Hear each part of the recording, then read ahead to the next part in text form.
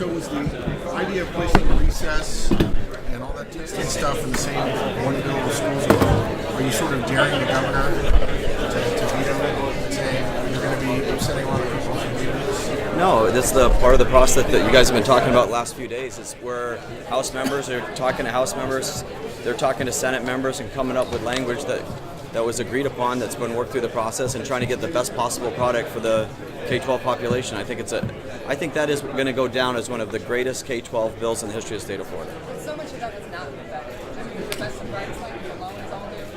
Language levels out of recess is all new. And so much is not vetted. Where did this come from? No, I think most everything in that bill has been vetted, and if it hasn't been vetted, it's been discussed at different levels of the committee process. Not in this language at all. Yeah, I think it has. Well, how do you?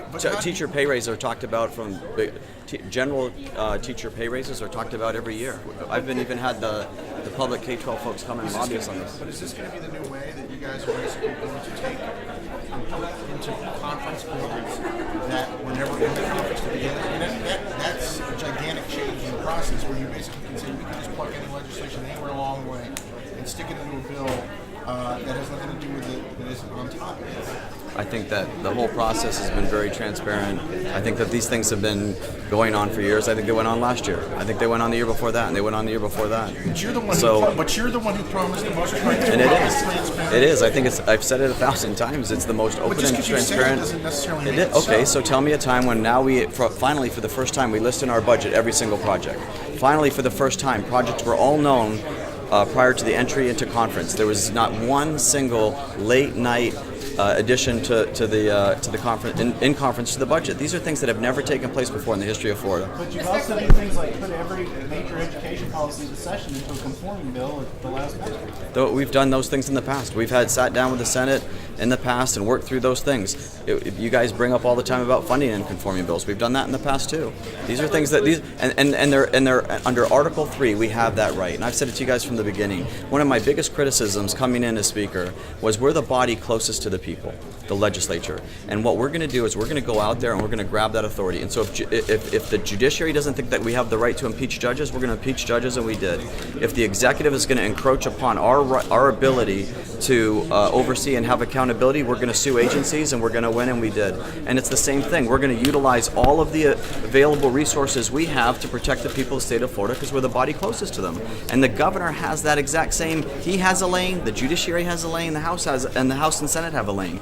I think from the founding fathers, the legislature absolutely. That's why it's Article 3 is the most important body, and we wanted to go out there and assert that these are the rights that we have when you're crafting legislation, and to be as open and transparent as we possibly can about it. And I think we have. And let me mention one thing about Gary. You talked about some of the bills that are included in the conforming bills. If you look at the Senate committees the last couple of weeks, we made an affirmative step, and I give Senator Latvala credit for coordinating this, that bills that we knew were of interest to the House and were priorities of the House, we heard those bills in committee. And secondly, I want to mention, having chaired the Appropriations Committee in the House and in the Senate, and the Speaker's also been an Appropriations Chair, the lists that were done at the end, which there were a lot of complaints in previous years about how that were done, the lists were extremely modest this year. On both the House and Senate side, and there wasn't one single project that was included in either the House or Senate supplemental funding that didn't have a form filled out or a bill filed or a hearing, and were included in the budget that was rolled off of the floors at the end of session. So I think the process has been very open, and how bills are put together at the end of session. The issue is, I think best and brightest is pretty well known by the Florida legislature, probably should be trademarked. I think people understand the higher education reforms that I've put forward to get Bright Futures back to 100% of tuition plus $300 a semester for books, to make sure that our need-based aid was dramatically increased. I've been talking about those things since my designation. So these are issues that have been part of the legislative process for a long time. You never discussed Schools of Hope might have been the longest of any. No, it doesn't. But it's written about. It's editorialized about. It's out there in the conversation between the House and the Senate. And I think it. I'd have to go back and check, but it was the longest debate time between the two chambers in the entire legislative session. And let me mention question time. Let me mention one other thing about Schools of Hope that I give the Speaker credit for. there were ideas in the Senate that were brought to the Speaker and to the House on Schools of Hope.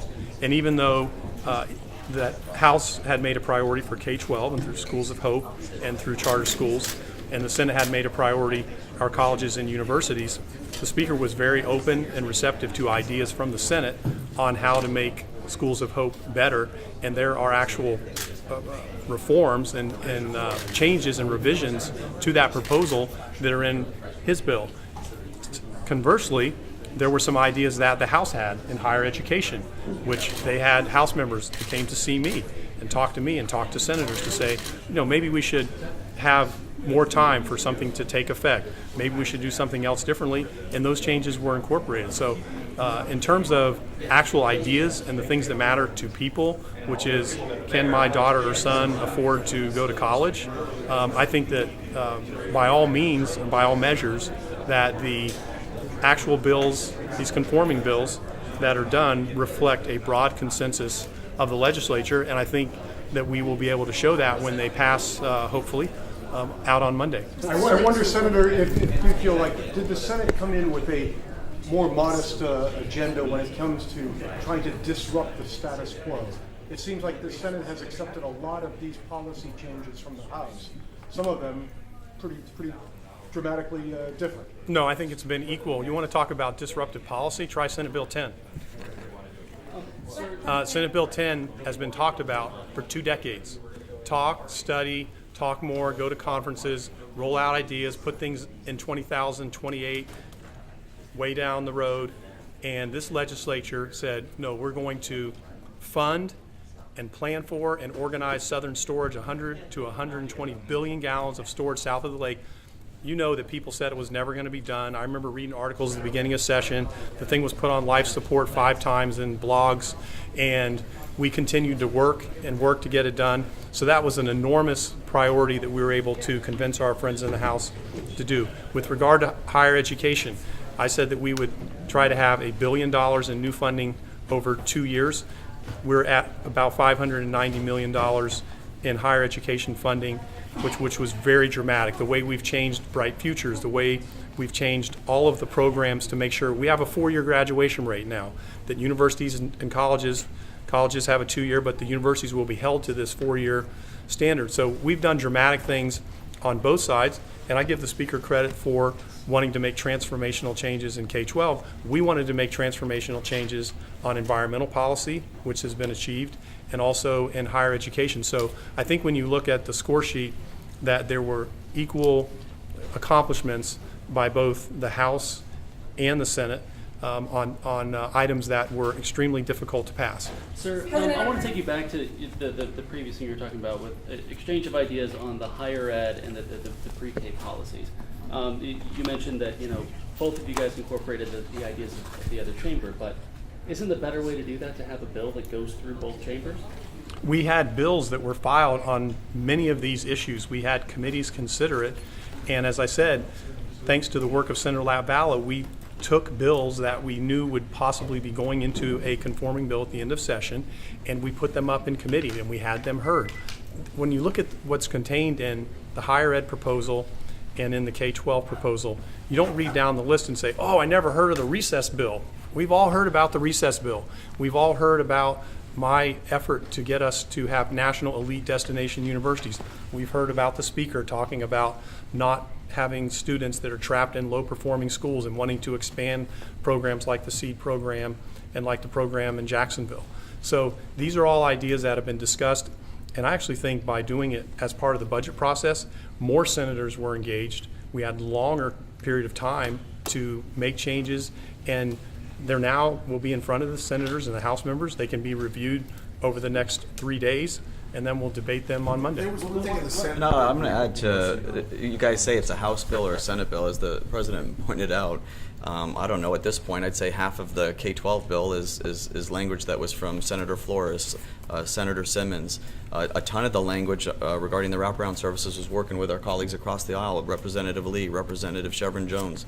I mean, to say that it's just a House or just a Senate product is just not even close to that when you look at the parts that were in Can I in ask both about a House? proposals. Can I ask We about could, a but House could I product just and briefly follow up on that? On the Senate side, the Majority Leader, Representative Rodriguez, had some great input on educational policies as well. Representative Diaz, several representatives that were working and involved in this on this issue, including the appropriations chair in the House. So we weren't interested in where an idea originated. We were interested in what was good policy. And I think both the House and the Senate over the last week have been exchanging ideas and concepts rather than going down the list and saying, well, you just got 3, so I have to get 2. We were saying, hey, if this makes sense, let's do it. And I think both of the bills reflect that. And to answer your question, though, one of the perfect example, Gary, on higher ed, there was some concern that when you go from 6-year to 4-year graduation rate, and you're counting the kids that were already there for this fiscal year, it was very important that we had a year delay. And so that was our language on the year delay. So it's in both bills. What I wanted to ask was about. Yes, go ahead. Gary, you asked so many questions. You gotta. Healthcare has long been a priority for you. You told me it was a really high priority for you earlier in the session. And now we're ending session in direct primary care. One of the last healthcare policy bills is likely going to die today. So is healthcare just too difficult to overhaul? If you can't do it, who can? No, I think well, it's a nice compliment. I appreciate it. I'm not sure that's true. But I think you can't keep a good idea down. If it's at some point, sometime, I always say this to you guys. The first time I think giving parents involvement in where their children go to school was in 1989. It was a decade later when you had the first opportunity scholarships for parents to be able to take their children out of a failure factory and choose another alternative. Same with a lot of these free market healthcare reforms. And now the nice thing is we have Washington pushing from on high in a positive way to make more marketplace type decisions. So I think, and we're going back on the floor. So I'm not going to say anything's dead until we get back on the floor and see what next bills are sent over. President Negron, could I just ask you, why spend an hour this morning on House Bill 549 if you guys were just going to come in and do what you did in this conference? Because at the time it was uncertain whether that would happen or not. I mean, we are pursuing legislation that we believe is important, and we want to make sure that it's in play to ultimately pass the House and the Senate. And once we were able to work cooperatively with the House, and I appreciate the Speaker's cooperation and the entire House's cooperation, we were able to put almost all of that bill into a conforming bill. So I think that shows even more transparency that these issues were debated, they were discussed on the floor, and they were important priorities. And to me, it makes sense to have the Senate product and the House product traveling together. And the product that was actually put out on the Senate floor today by Senator Flores and Senator Stargell yesterday and then into today, many House ideas were incorporated into that. They were meeting with House members and discussing issues where there could be common ground. So I think the process has worked well. I think when you look at the big picture, when you step back and see that we passed Senate Bill 10, it's funded, it's going to happen. You look at the work that we're doing in higher education to transform our universities to make sure that every student, regardless of his financial background, can attend the university to which they've been accepted. When you look at best and brightest and what we're doing with teachers, and the Speaker expanded the program so that more teachers now will be able to qualify for bonuses. And I love the part about the principals, giving principals financial incentives for their schools to do well. And then his work in the charter school area with, people talk about public education as if it's just the FEFP. What about the thousands of students, tens of thousands of students who are attending charter schools and the additional opportunities that they're going to have? So I think when you look at the overall session, there were numerous transformational issues that this legislature took on that we were able to get done. We have a good budget. We have reserves. That was a priority of the Speaker. Also, I have a track record of being very strongly for reserves. So I think that the budget is a good budget that we can be proud of, that has a commitment to the issues that we care about today. And in terms of projects and in terms of member involvement, I think it was more open than I've ever seen it. But President, how can you say that when this is an example? 7069 is an example. That's been worked on in private, in secret, for a week. Yes, House members, Senate members have been talking, but the public has not seen that. This is the first chance they get to see it. It's a 277-page bill. And yes, you asked for public comment, but how are they supposed to ask anything on a 277-page bill they barely had minutes to look at? Well, Where's the public comment? No, let me tell you something. The most proud I am, and this is something that we set out to do, is the K-12 budget. We have that K-12 budget with components that have been out there and discussed in committees and amended and had more and more input from both a tremendous bipartisan product, as I told you. That is the highest record amount of spending in K-12 in the history of the state of Florida. We're now at $24 billion for K-12. And you guys confuse often, the FEFP is not all educational funding. It is part of educational funding. So to say that what happens in the FEFP is what happens in K-12 is completely wrong, because we have over $400 million more spending. We just did it outside the FEFP. And the reason we did it outside the FEFP, because we want those dollars going to the classroom. We want those dollars going to benefit the kids and benefit the teachers. And so we have more control of it when we do it that way. And so now you have across the board, but you don't count it in your calculations. Our teacher salaries. You guys gotta let someone finish it. But you're not even Our people. I did answer the question. My question was about No, transparency in the Mark. process. I just said. She's asking about the process, and then you're I said at the talking very about beginning, calculations we had fees. every Completely single different. one of those things has been on Twitter, Facebook, heard in committee, amended in committee, all of these things debated. I told you earlier, it was debated on the floor longer than any other issue in the legislature this year. Was the K-12 package? The bill just came out. How are they supposed to have input on this before? It's all there, yeah. Can I ask about the DSO bill? No, ask your questions. You guys, honestly, some of you guys ask all the questions. You have other people. Jessica, do you have one? You're next. Significant Okay, reform. I want to ask about EFI. You said You just yelled. You've used up your quota with the yelling. I'm not fighting. Go, Tia. Sorry, Tia. No, I mean, I just want to wait because I want everyone to take a breath. So, EFI, you said all along.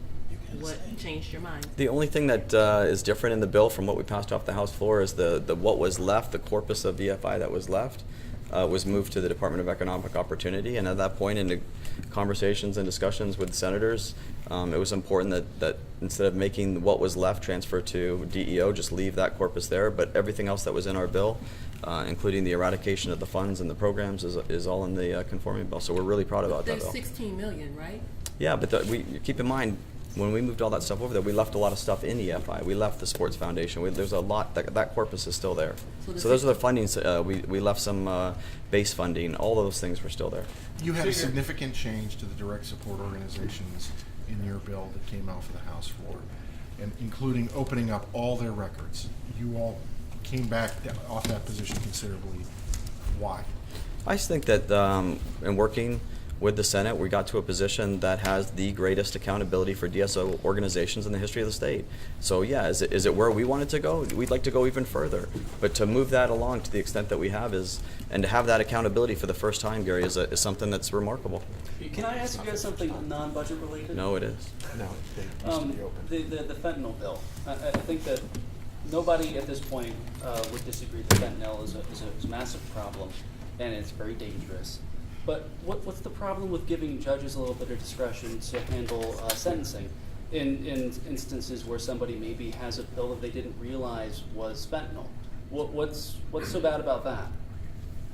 I think that criminal justice reform is an issue, whether it's judicial discretion or the times of sentencing. All of those are going to be issues that'll continue to come up, and we'll adjust those. But that's not an issue with the fentanyl bill. Like New Hampshire, who passed a very comparable bill. I remember going up there campaigning for the presidential election, and every single place we went, every single door we knocked on, it was all about the opioid crisis. And they passed a very similar bill, and those guys have packed their bags and left. And New Hampshire's on the road to recovery. Hopefully, we can do the same thing in the state of Florida. I think it's a very good bill. If I could respond to that Thank quickly you. on, I want to give Senator Bracey credit. I thought we had two of the most extraordinary arguments and displays on the Senate floor